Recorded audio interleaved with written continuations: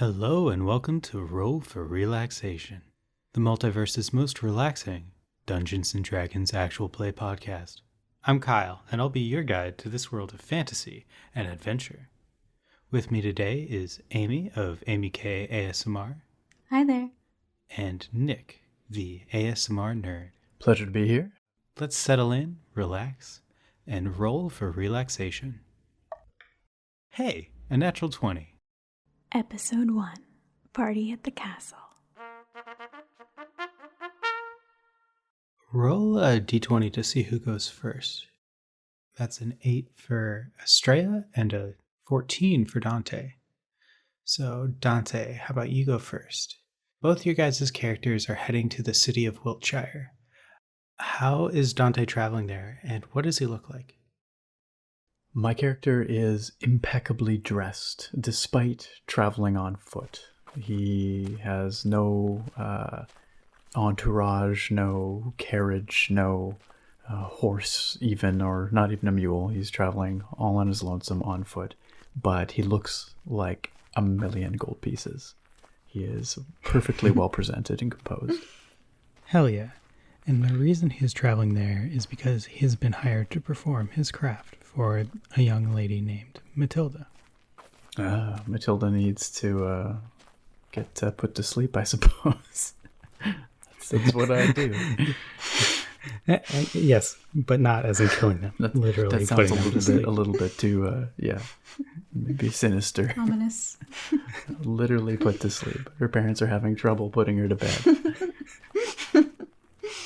So as you come across the city, you see the shape of it. It has a hill on the far west side, on top of which is a castle, which is your final destination that you're trying to get to. Yet again, I don't mean final destination in a death way. This keeps happening. But even though the castle is on a hill, there is a building in the center of the city that reaches the same height. And it's a giant cathedral-looking building that has a flag flying on top of its highest spire that has a book emblazoned on it.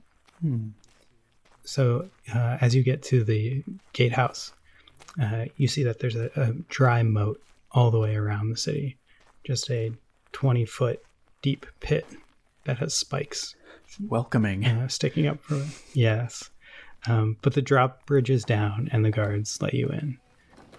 So are you headed straight to the castle, or are you going to check anything out? I'm going to head straight to the castle because I have no desire to spend time with the riffraff in the lower city. Perfect. So as you travel through the city, you see that this is very different from pretty much any other city that you've been to. And you've been to a lot of them now, where usually you would have a lot of blacksmiths and peasants and fishmongers, those types of things. There seems to be a higher standard of living here. There's a lot more people of noble birth and people who are of a more academic stature than you would find in a normal city. I feel right at home here. Yeah, so you make your way up to the castle. Make a Constitution saving throw to see how out of breath you are. Can do. If I can find where there we go. Oh, a 12. I mean, you're still breathing fairly hard, but you're able to mask it. Like, it's pretty good as you reach the gatehouse for the castle. Excellent. That's why I'm an actor. Halt. Who goes there? It is I, Dante, Bard Extraordinaire, here to speak with the Lord and Lady about the young Matilda. Do you have any identification? I do in fact have a scroll of... One moment here. A scroll of something or other. That confirms my noble birth. I do in fact have a scroll of pedigree to confirm my noble birth, as well as a degree from the most prestigious of Bard colleges. I don't need your resume. Just, yeah, okay. Yeah, let him through, guys. Let him through. I bluster through the gatehouse with a flourish. Yeah, and you see that it opens up into a courtyard. You've been to a lot of castles. You generally know where the living quarters are. But one of the guards calls out to you and goes, "Oh, by the way, you want Ethelred the First. You want Red is what we call him. He lives up in that tower right over there. So go up there and talk to Red. He's the old man, and he'll give you the rundown, I guess." Very well. Thank you for the information. As you climb the tower to go talk to Red, you can look out from the windows and look down, and you see an overview of the city. You can see very well from up here is that a lot of the city looks like it's been newly constructed, and that there are scorch marks on some parts of the stone wall that lines the city. Interesting. All right, so you reach the door of Ethelred the First. I rap on his door with a flourish in a rhythmic fashion. You hear a knockback, and an old man opens the door. "Well, hello there." "Oh, hello. It is I, Dante, bard of some repute, here to discuss the matter of the young lady Matilda." "Oh, Dante. Yes, come sit down. Do you want anything to drink? I've got mead or wine or water." A dry white, if you have it." "Well, yes, here you go. It's a little sweet, but it is a white." I swirl it around in my glass. I give it a tentative sniff, take a sip, little grimace, but I'll keep drinking. "Not many people ask for a dry white. I feel like if you're going to ask for a dry, why not ask for a red?" Well, perhaps their tastes are not as refined. "Sure, whatever you say, young bard. Well, on to the matter at hand. Matilda. Well, actually, do you recall what happened here 2 years ago?" I do not, but judging by the scorch marks I saw on my way in, I can venture a guess. "Right. There was an attempted coup to take over the castle, and there was fighting all over the city, and some of it got burnt down, as you saw." Terrible business. "Yes, it was not very good. And to be honest, a lot of the blame is on me. I was the Earl at the time, and I should have been much more vigilant." It takes a great man to take responsibility for such a catastrophe. "Well, it takes a weak man to cause such a thing. And ever since that night, Matilda has been mute." She's not spoken for 2 years? "Yes, that is true." Goodness me. Why is it taking you so long to seek an expert out? "Initially, we thought it would just sort itself out. But we live next to the university, and so we have seen the best doctors in the kingdom, but nothing's worked. You're kind of our last hope." I see. Very interesting. And the young lady Matilda, she shouts in her sleep, you say? "Oh, yes, sometimes like a banshee." Bad business indeed. "You've helped others like this before, correct?" I have helped countless young ones fall asleep, many a time, although I must admit I have never encountered one who screams like a banshee during the night, but says not a word during the day. Nonetheless, I'm confident I can help your young lady Matilda. "That's good to hear. I've heard similar promises before, but I hope that you can stick to your promise." Night terrors are my specialty. You needn't worry. "Well, that's wonderful. You'll be staying in the room with Matilda and her handmaiden. Would you want to come to dinner with us tonight? We're having a small little banquet." Absolutely. I would love the opportunity to meet the Lord and Lady. "That's great. What's your surname, by the way, young Dante? Darrington, my lord. Dante Darrington. Oh, Does that make you the brother of the young General Darrington of the Royal Army? I managed to suppress an eye roll and a sigh, but just barely. Why, yes, he is. The great General Darrington is my elder brother. Ooh, that sounds rough. That's a heavy shadow to live under. Well, we are quite an accomplished family, I'll have you know. All of us. Oh, yes, all of you, I'm sure. And I'm looking forward to seeing what you can accomplish with Matilda. But if you're looking for someone to commiserate with, you should talk to Elfgard, my son and the current Earl. He was always overshadowed by his older brother.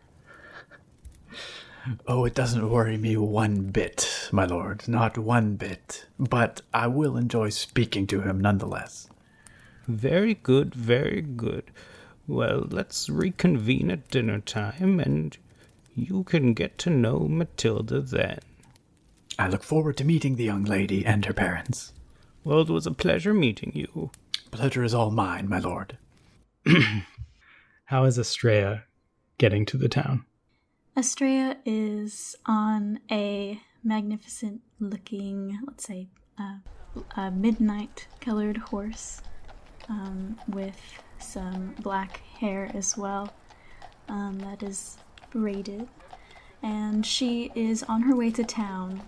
She has a very stern, serene look on her face. Almost in somewhat of a trance, not quite.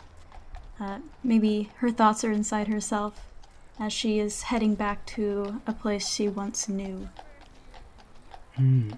Great. Yeah. As you trot up to the gates of the town, you see a familiar face. It's your brother. He's, since you've been gone, which has been about 2 years now, has taken employment and seems to be working as a city guard. Hey, sis! Brother, you are a castle guard now.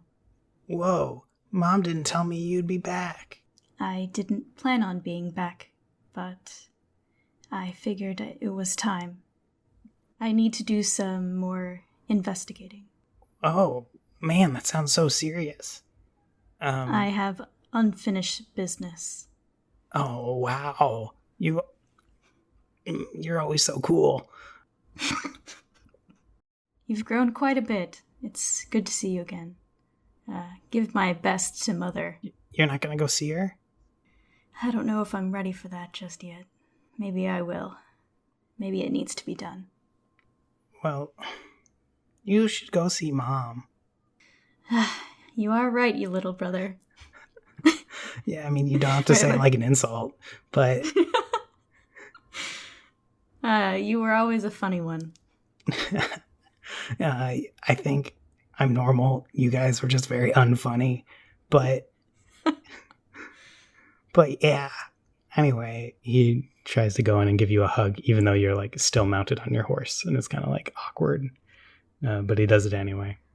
I accept his half awkward hug, and I grimace a bit, and I bid him adieu and tell him to follow his heart, and that I wish him the best. Okay, well, like, don't leave town without seeing me again. I'll try. Okay, bye. Love you. Love you too, brother. Expressing feelings isn't quite Estrella's first, isn't the easiest. Mm-hmm. So where does Estrella head from here? Estrella heads towards a local tavern that happens to be near the university, where her mother is now the innkeeper. She does take her brother's advice and decides to go visit her mother. Awesome. So what does this inn look like? It is a rather large inn. It started small, but then they added more and more to it as it became more and more lucrative for her mother. It is made of stone, and it is very beautiful. So as you approach it, you can hear, even in the mid-afternoon, it's not even 5 yet, and people are packed into the tavern. There's drinks and food flowing, and it's quite rowdy. But you see your mom your mom is behind the bar as you enter. I glance across the rowdy inn, and I see my mother. I hesitate for a second on whether or not I do want to follow through with seeing my mom, because, again, emotions aren't the easiest for me, and I try to maintain my stoic sort of stature. But I do walk across to my mother and greet her. Oh, the prodigal daughter returns, oh Estrella. And then your mom goes in for a big hug. Again, I kind of grimace. I don't like hugs. Oh, you never but I liked hugs. accept it. And you always know that, and yet you still hug me. That's okay. Oh, my little girl, you've gone astray, yeah. With the jokes again. Oh, you know, your younger brother is the best of us at making jokes. Yeah, he said something about us being uptight. Oh, that's probably true, especially your father when he was alive. Yes. One day I will be just as great as our father. Well, one could hope. But also, don't go killing yourself. Yeah. There you go again. Don't worry, Mom. There's no need to worry about me. There I go again. I'm a mother. It's my duty That's true. to care about you.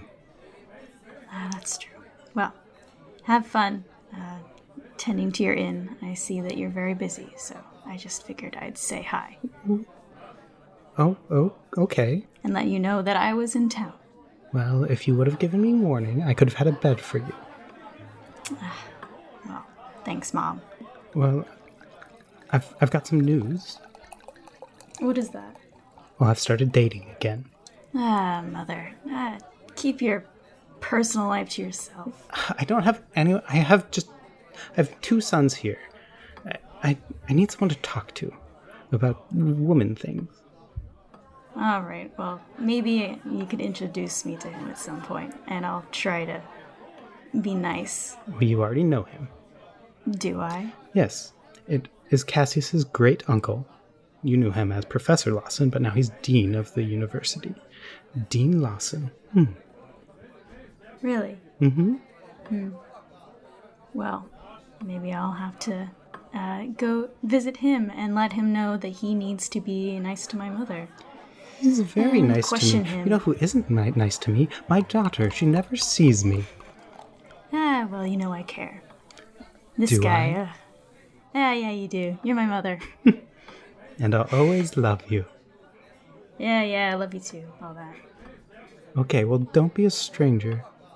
All right, well, maybe if I run into what's-his-face, I'll question him or something. Dean Lawson?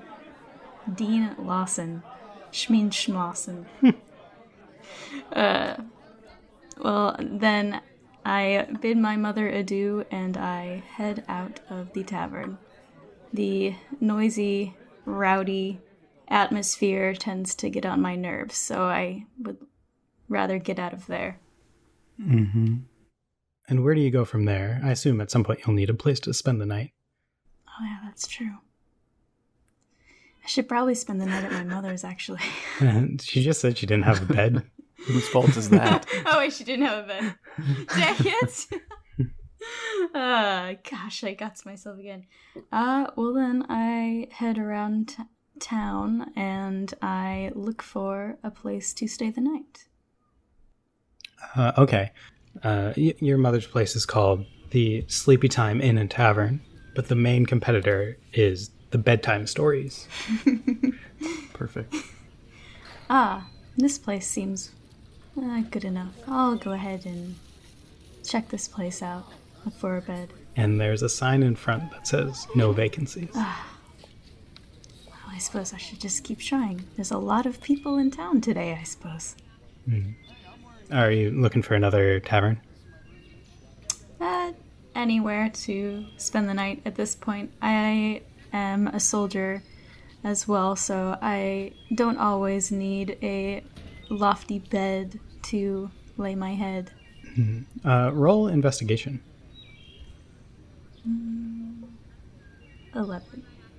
You don't find any inns, but you do see in the street a man you once knew from the time when you were a paladin and when you were a soldier. The guy who is in charge of training the troops, whose name is Guy. You were a soldier, and then you got promoted to the rank of paladin, which are the 3 members who guard the Earl. Mm-hmm. And so this man, Guy, trained you when you were a soldier. Guy, I haven't seen you in forever. Oh my goodness! You're alive. Even I didn't. You fled so quickly after the coup. This is crazy. How are you doing? I have been better. I've been doing a lot of searching and investigating. Vengeance will be mine. Never mind. I just came back to do some more personal things. Well, the guys up at the castle would love to see you again. Oh, that's true. Maybe they could lend me a room, perhaps. I should go see them. I am back in town, so... I can see that. Well, it was nice to see you again, Guy. I suppose I'll head up to the capital tower. To the castle? To the castle. I don't know why I forgot that. Suppose I'll head up to the castle and see those who I used to work for. Yeah, you should see Red. Red. It's been 2 years. You used to protect him, so I'm sure he'd love to see you again. Yeah, and maybe there are a few things I could learn from him as well. See how he's been holding out all this time. Well, between you and me, the people around here don't really like him very much. It's a good thing we got a new Earl. Oh, who's the new Earl? It's Elfgard. Oh, wow. Okay. Yeah, you guys are about the same age. Were you friends? We knew each other when he was younger. He was a year older than me, so I did know him growing up. He's, proficient at everything he tries, but that's annoying. He wasted his talents, though. He's been all right as an Earl, though. Well, that's good to hear. Yeah, I'll walk with you. Let's go up to the castle. Oh, thank you very much. Of course. Go ahead. Regale me with your tales as we walk. So you guys walk up to the castle and you have a conversation. How much do you open up to him? I'd say not too much. Well, he did train me, though. I think a medium amount, then. A medium I'm still not a medium amount. I say that a lot of this is still very fresh for me, so I would rather not talk about it. But because he did train me, obviously we have a sort of relationship where I feel comfortable speaking to him about some of these things, so I think that I'll probably reveal that I have a purpose, that I have to come back here, and that it is regarding the coup.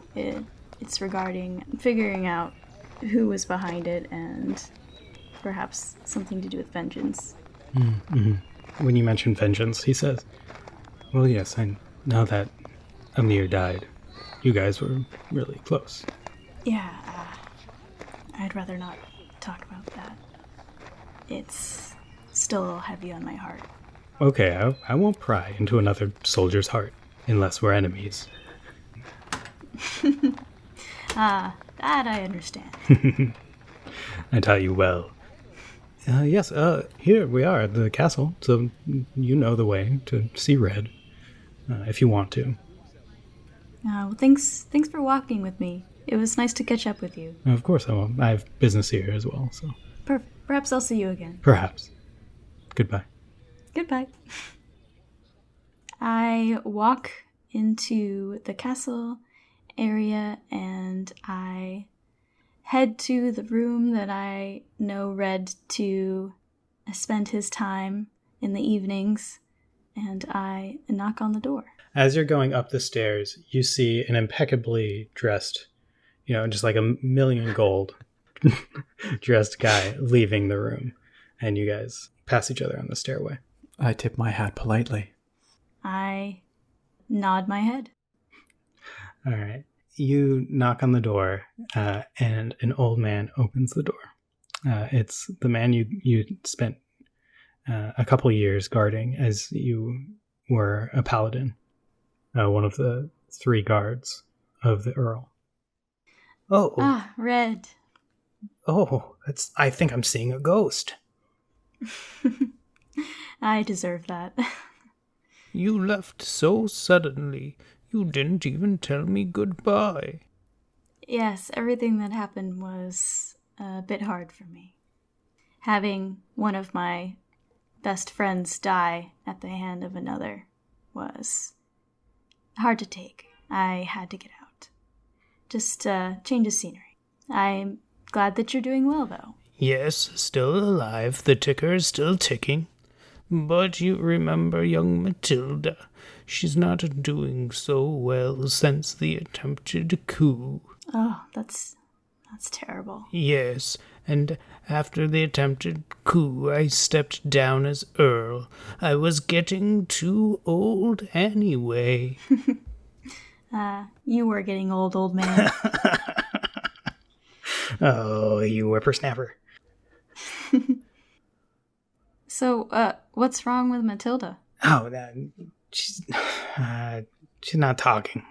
And is that normal for children? Yeah, no, that's not normal for children. Oh. I know you never liked children. Well, I just have more important things to deal with generally, so. But I am sad, nonetheless, to hear about Matilda. Well, thank you for your condolences. Are you here just catching up with people? Yes, seeing some of those I used to know, but more importantly, I want to do some investigating. I'm here to find out something about seeing if anyone else is still involved and see if it will bring me closer to Cassius.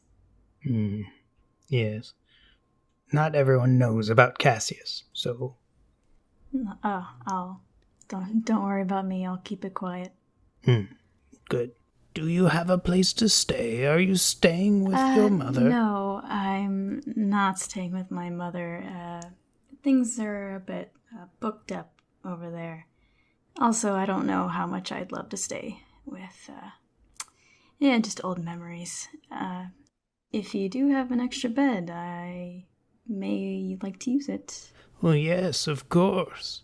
Since the coup, we disbanded the paladins. Really? Well, yes, because of Cassius, you know. I understand. It wouldn't be good to have more paladins that are close to the Earl. Yes, so now we just have a royal guard, which means the old paladin beds are empty and not being used. Well, good. Then I will choose my favorite one. Oh, probably Amir's bed? No. I would no. Probably just my old bed will suffice. Okay. Oh, I invited that young gentleman. What, that flashy fella? I'm paying him good coin to help Matilda. Well, there's going to be a banquet, and that's what I invited him to, and you should come as well.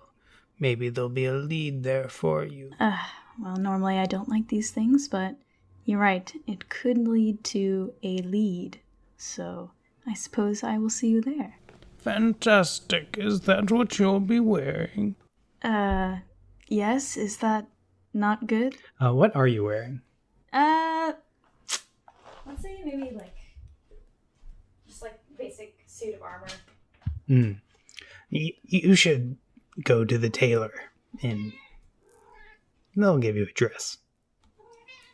Shut up. Oh, there's a stray cat. It seems to be following you. This cat has been following me. What is with all these stray cats in here? There's 3 of them now. They're multiplying. Gosh, these. Yeah, if you don't take care of them, they just more of them just keep coming.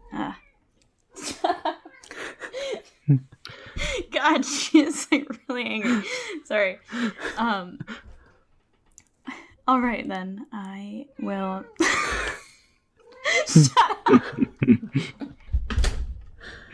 Sorry. Oh my God. I've obviously been ignoring her for a long time. Okay. Anyway. All right then. I guess I will make my way to the tailor. I suppose they'll know what I should wear. Okay. They give you the option of, because you used to be a paladin, they give you an option of like a gambeson, like a nice cloth armor outfit and pants. Or there's also a dress that a lady would wear. I'll go for the outfit with pants, even though it is rather stuffy. Both of them are kind of stuffy. After they get you all settled up, it's about time for dinner. And so they chauffeur you to the dining hall. And I assume Dante makes his way there as well. Absolutely, I do. I wouldn't miss it. I spend a little bit of time getting cleaned up. Not that I need to particularly, but, the wear of the road, a little bit of dust here and there. Make myself look extra pristine. Put on some extra jewelry, perhaps. Spurt some cologne. Absolutely. Yeah, so as you enter the dining hall, you see a long table that has a roast pig in the center with an apple in its mouth. There's just a veritable spread of food, potatoes, carrots, poultry of multiple types, all spread before you.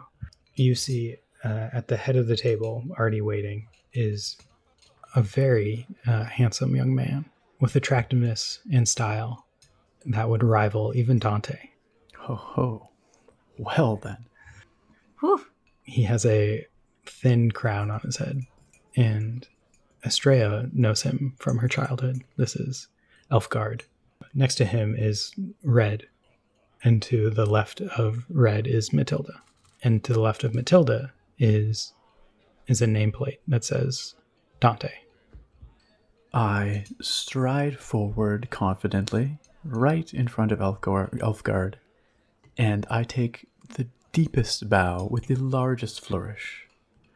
And I say, "My lord, it is a pleasure to be banqueting with you tonight. I look forward to discussing Matilda, the young lady Matilda, with you, and getting to know her." Oh, well, thank you for coming here. Matilda is my niece, and I care about her greatly, so I very much appreciate you doing this for us.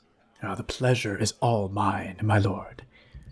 At which I turn to the young Matilda, and I kneel down in front of her, so we're looking eye to eye. And with another flourish, I pull from behind my ear a glittering fabric flower, and I place it in her hair. And I say, "My lady," and I bow from my kneeling position. It's possible.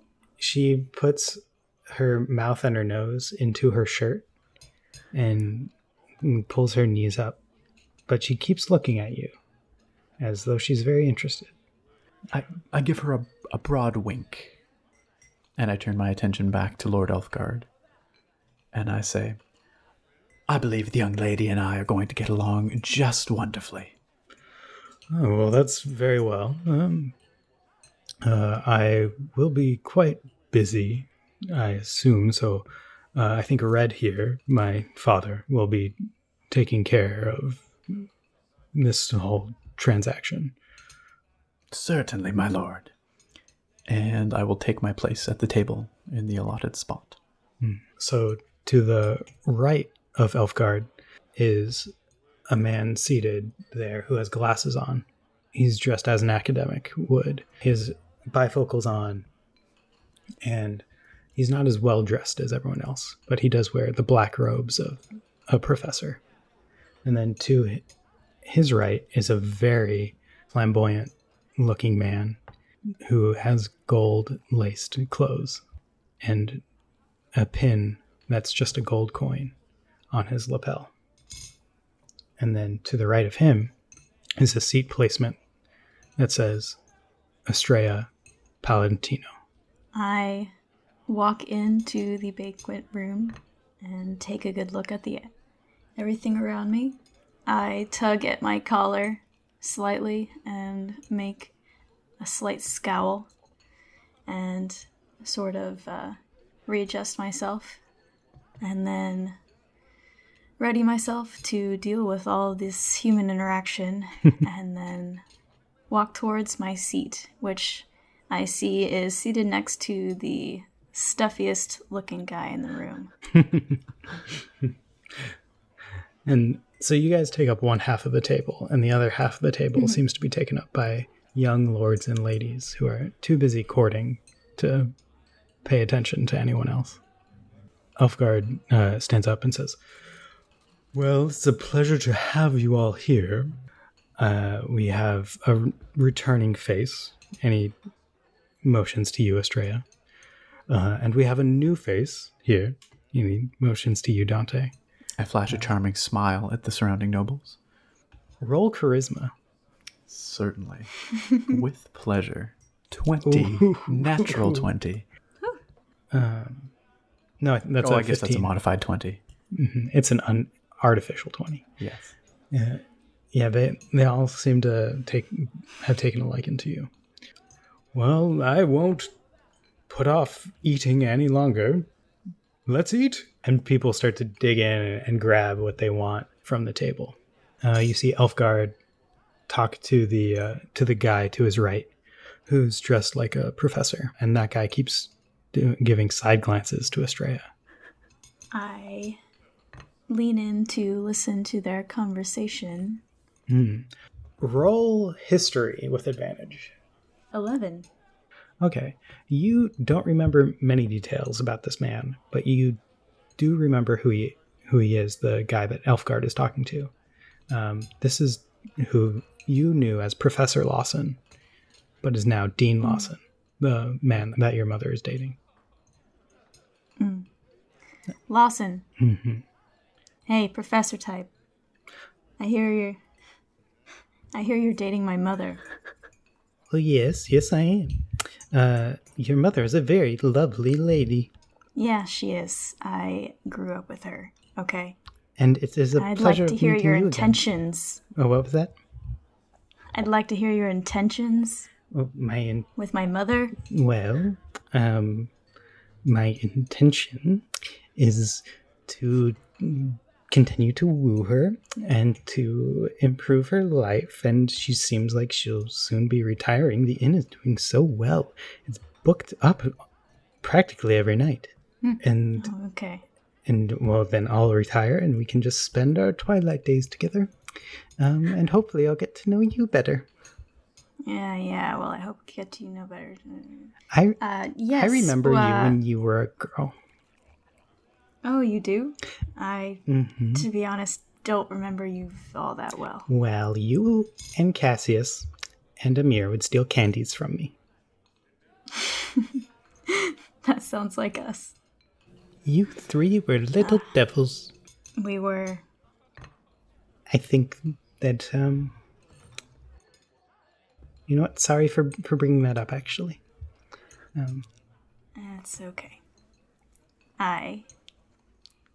Don't worry about me. Although I'd like to speak to you at some point about other things, but we'll leave that for later. Like what things? Just how well you knew Cassius few years ago. The man in between you, who is flamboyantly dressed, pipes up and goes, "You know, I met Cassius once. He was taking out a loan. Very weird guy. Very weird guy. What do you want to know about him?" Hey, flashy guy. The name's Marlowe. I'm Master of Coin. Pleasure to meet you. All right. And he holds out a hand. I grab his hand and give him a very strong shake. He's very taken aback because he was going to kiss your hand. Well, I completely don't even realize that was what was going to happen and continued to shake his hand. Ow. Jeez. Nice to meet you, coin man. Anyway, Marlowe, what is it you said you do? You are Master of Coin? Yes, I'm the treasurer. A loan, you say? How big was this loan? Oh, it was pretty substantial, but that's what you could do on a paladin's salary. I would say 200 gold? Oh. I don't even know if that's a lot or not. Think of a gold as like $20. Okay. Oh, wow. Did he mention any reason as to why he needed the loan? No, but it was right before the coup. He must have died because I never got that money back. It was a shame. You are no use to me then. I mean, nice to meet you. Well, Thank you. hopefully I can be a use to you in the future. Nice to meet you as well. Yeah, nice to meet you. Dante, who are you talking to as this happens? I am picking at my meal enough to seem polite and well-mannered, but I'm actually observing Matilda very intently. I'm curious how she's acting, how she's handling all the noise and the hubbub and all these people. Yeah, she's not really focused on the people, and she's kind of mirroring you and also playing with her food. And she is every once in a while glancing up at you.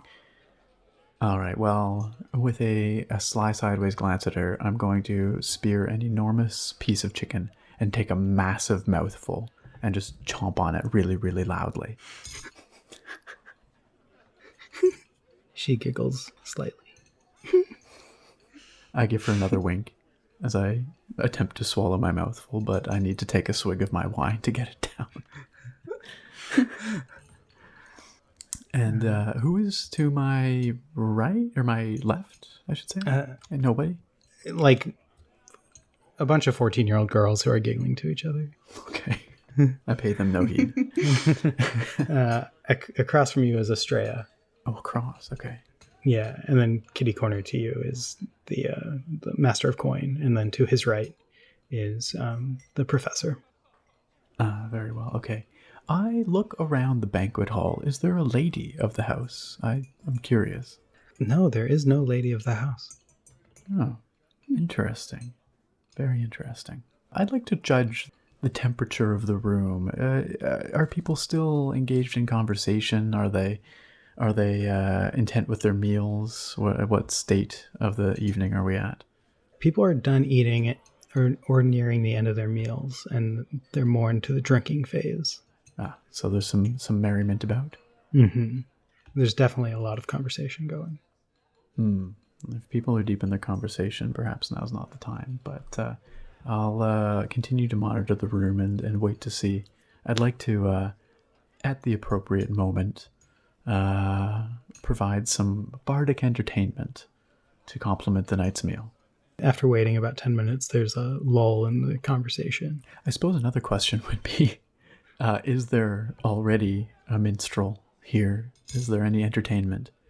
No, there's no minstrel present this evening. Oh, perfect. Then I will wait for the moment when I can catch the Lord's eye. If that moment presents itself, I'd like to motion to my gilded lyre, which I have slung over my back. I'll withdraw it. Oh, You would like to play that, Dante? If I may, your lord, of course. Absolutely, I would love to provide a compliment to tonight's lovely meal. Oh, well, please be our guest. All right. Oh, those stray cats just keep following Estrella around. The cat that jumps up on the table in front of me, I give it a good head scritch. It probably deserves it. I love cats. Well, that's good. We have many stray cats here in Wiltshire. Oh, wonderful. I'm sure I'll love my time here. At that, I draw forth this beautiful, gilded, jewel-encrusted lyre. I take a couple of plucks to make sure that it is in tune.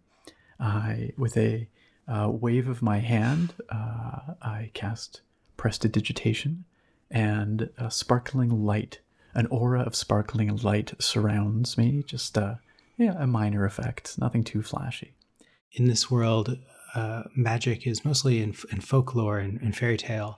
These people are of a class where they've seen the best court magicians. They live next to the best university, and they've seen mechanical wonders. And so they're very impressed, but they do think that it's just an illusion, not actual magic. And with that, I launch into a beautiful and moving song. Nothing too raucous or upbeat, something refined, perhaps classic, something classic that everyone would recognize. Roll performance. All right. Is that a natural one? That's a natural one. Oh my gosh. Oh no. Wow. This is the worst performance you have ever done. Matilda looks legit scared. Oh no. I bluster through it, making an attempt to do what I can with the mess that I've created. Oh, and it just keeps getting worse. Okay. As the song draws to a close and my final wail reaches its crescendo, I look around, flash a charming smile, bow deeply, and I attempt to crack a joke about how the wine here is stronger than where I'm from. Roll another performance check. Okay. Oh, Lord. 13. Well, Elfgard says, that'll definitely be a story to tell. Everyone give him a hand. Without breaking my smile, I take a seat and I look over at the young Matilda. How is she doing? She's embarrassed for you. All right. I whisper quietly to her. You see, sometimes even the best bards mess up. She silently nods her head. Like, yeah, you messed up. I pour myself another glass of wine from the carafe, and I down about half of it in one go. The night's starting to wind down. Is there anything else you guys want to do at this party? I would like to talk to Red a little bit more if I have the opportunity. You definitely do. The only thing separating you two is Matilda, and you can see clear over her head.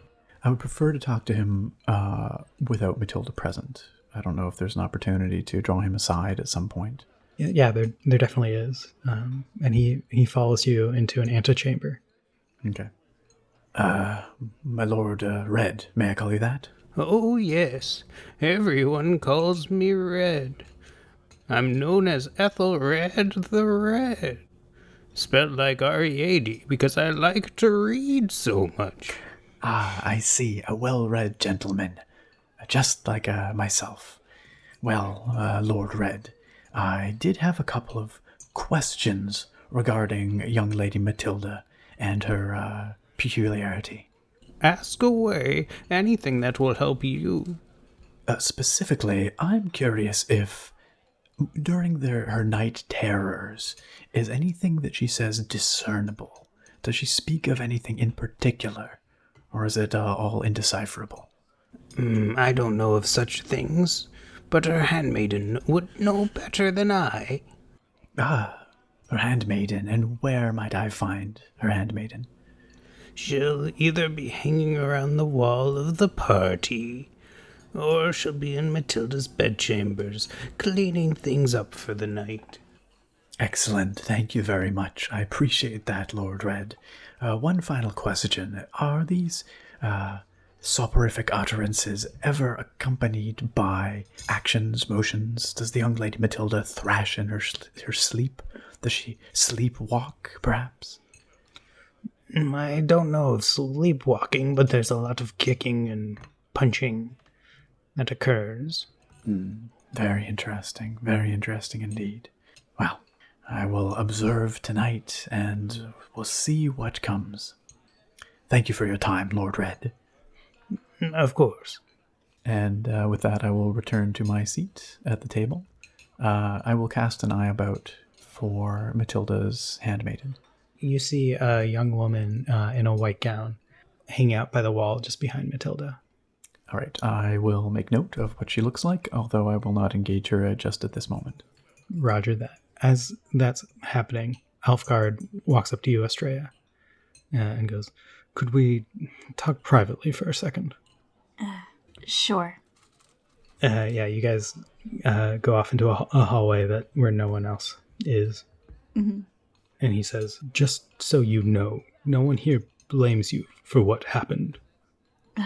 I know that, but that doesn't keep me from blaming myself. I should have known. To think I had no idea. And so many good people were lost. I'll never forgive myself. Well, I don't have anything to say about that, but I don't think that I'm the right person to be the Earl. Why would you say that? Well, because I can't live with myself to think that my nephew, who should be the Earl if he were alive, would be dead. And we never found his body. So there's a chance he's not dead. Yes. Maybe I could find him. I could avenge him. I will be the one to bring back Effie. Oh, thank you. What have you been doing these past 2 years? Introspection, but also I've been doing investigating around in the other capitals. If you would have just stayed around another week, you would have known that Effie was missing. I had no idea, but now justice will be served. Well, you sound very sure of yourself. Well, because I have a single purpose in life now, and that is retribution for the coup. God, you're always so dark. That's why I never flirted with you. I figured. You weren't my type anyway. I'm everyone's type. What are you talking about? I'm not really into you pompous types. Well, I'm glad you're single-minded and you're able to ignore my charms and hopefully find my nephew. I will. I'll find your nephew for you. You just have to promise me that you will let me know anything that you find out. Anything that could help me. Well, do you have any clues? Did you get anything off of people or... The only thing that I ended up getting was that I will find answers here in Wiltshire. Which is why I reluctantly made my way back. Well, something must have happened out there. You're wearing jewelry now. That looks like a necklace. It's a token, a reminder of my promise. It used to be Emir's, and now I wear it to remind myself of why I keep going. Yeah, you never were one to wear jewelry. It's very weird. I wasn't, no. But I think of this as more of a reminder than a jewelry piece. Well, peasant girl, I will let you know if anything comes to mind. All right, good. I'll make sure that they pay for their crimes when I find them. Don't you worry. He places his hand on your shoulder and looks dead into your eyes. Thank you. I look at him, back at him, and thank him back. I don't know. You're welcome. Or actually, no, I'll just nod my head. How about I look back at him and I nod my head. That's more like it. All right. And he makes his way back to the meal. I make my way back as well and sit back down Okay. and enjoy my drink. So people start dispersing. The handmaiden actually goes up to Matilda and says, "It's time for bed." I will, at this point, I'll keep my distance, but I will accompany them up to Matilda's bedchamber. Okay. Stand outside for a second, and then Matilda goes in, and she gets into her nightgown and crawls into bed. The handmaid opens up the door and says, "Come in." Thank you very much. Can you describe this handmaid, just so I know? Yeah, she's got frizzy brown hair and hazel eyes. She's very normal looking. She has a very forgettable face and a mole right underneath her right eye. Very good, thank you. I flash her a winning grin, and I say thank you. And I enter the bedchamber, and I would like to look around. How is it arranged? There is one large bed in the center of what is otherwise a stone room. There's a dresser with a large mirror on one end opposite her bed. The wall opposite the door is open, and there's a balcony there. Is it a large room with high ceilings in terms of, does it look cozy, or does it look empty and austere? It looks fairly austere. There's a pile of dolls and toys in the corner, but they don't look like they've been played with quite a bit. There's more books that are strewn around. Interesting. And I am to sleep in this chamber also, or nearby? Oh, yes. I'll fashion you a little bed.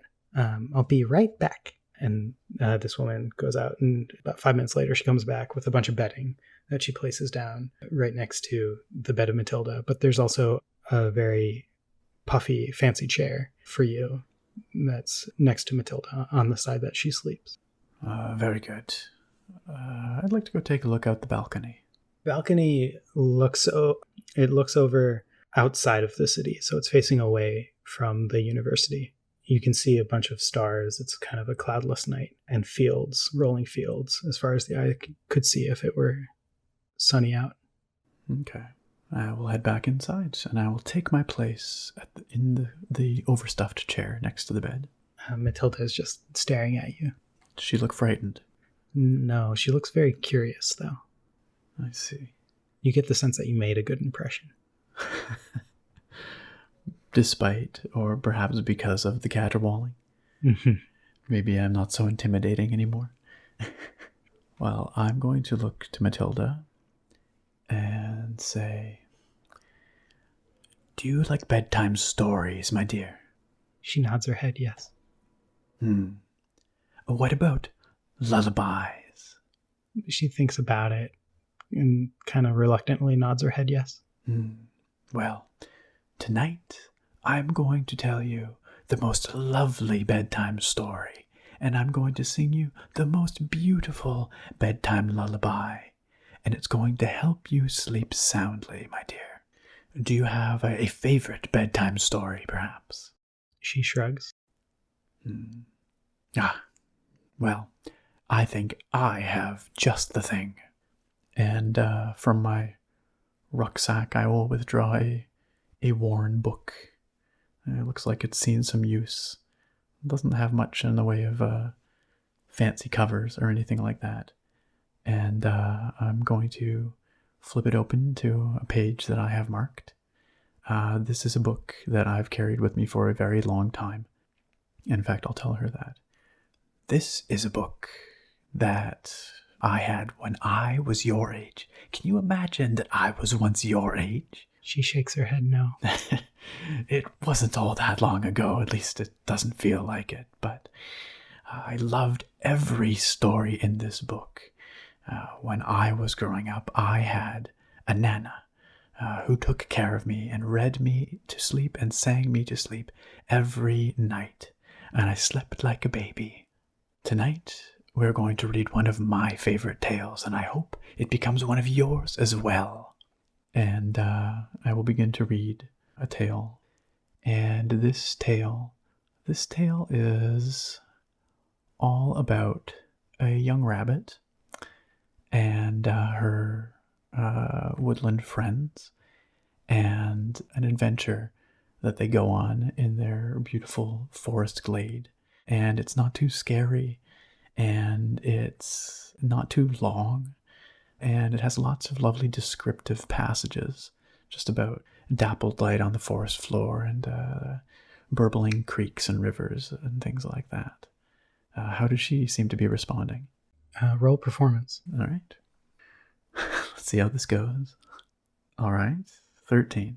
You can see her eyes kind of falling shut and then opening back up again, falling shut and opening back up again. Okay, and as she is starting to drift away, I'm going to speak more and more softly. Softly, softly, softly. And once I see her eyes barely can stay open, I'm going to close the book. I'm going to pull out my gilded lyre. And I'm going to begin very, very softly, ever so softly, singing a beautiful and delicate lullaby. Once again, one that was sung to me when I was young, when I was growing up. How does she respond? You can see that her eyes are shut, but she's smiling. Very good. I'm going to finish my song. I'm going to put my lyre away, and I'm going to settle back into the big overstuffed chair, and I'm going to wait. I'm going to bide my time, and I'm going to observe. In the middle of the night, you see her talking to herself a little bit. Violently or quietly? Quietly. Okay. Roll perception. 5. You think she's talking about taxes? That's a strange thing for a young girl to be thinking about in her sleep. No wonder she seems so unhappy during the day. Taxes are my least favorite thing. I'm going to attempt to very quietly lean in a bit closer because I realize that seems a little bit silly that she would be talking about taxes. Maybe I misheard. Okay, roll perception one more time. Okay. Oh my god. That's a 1. That's a critical failure. Yeah, she's like very pro raising the tax rate. She believes that you need a strong central government. She's a very well-educated young lady for her age. Very opinionated, too. I see nothing amiss. I sit back down in the chair and continue to wait. As morning comes, she is asleep. Very, very peacefully asleep.